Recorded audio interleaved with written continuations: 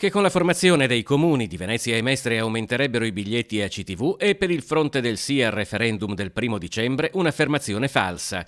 Il cambio di tariffazione, già paventato in campagna elettorale dagli assessori comunali Zuina e Boraso, è diventato uno dei fronti di battaglia più accesi dall'uscita di una comunicazione ufficiale in tal senso della VM, la partecipata del comune che comprende anche ACTV, di cui ora gli autonomisti chiedono conto. ACTV fa questa previsione, secondo noi è una previsione anche che va fuori, diciamo, le proprie responsabilità, perché è un'azienda che deve fare trasporto pubblico, non certo le previsioni di un referendum. Secondo noi è un'azione fatta per far sì che ci spaventi il cittadino su una questione molto delicata che è quella del costo del biglietto. È una cosa falsa a nostro avviso, perché le decisioni avverranno una volta che gli amministratori saranno del Comune di Venezia e quelli di Mestre decideranno quali sono le proprie tariffe. Sebastiano Costalonga, sindacalista esperto del trasporto pubblico, ricorda poi il caso di Cavallino Treporti. Si è staccato dal Comune di Venezia nel 1999, ma il biglietto costa ancora 1,50 euro.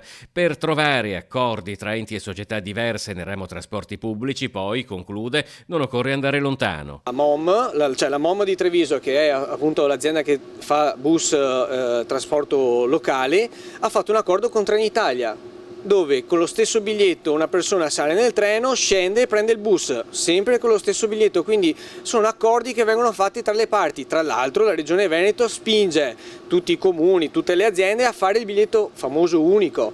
E il biglietto unico è perché appunto una persona si può muovere all'interno della regione con lo stesso biglietto dove vuole.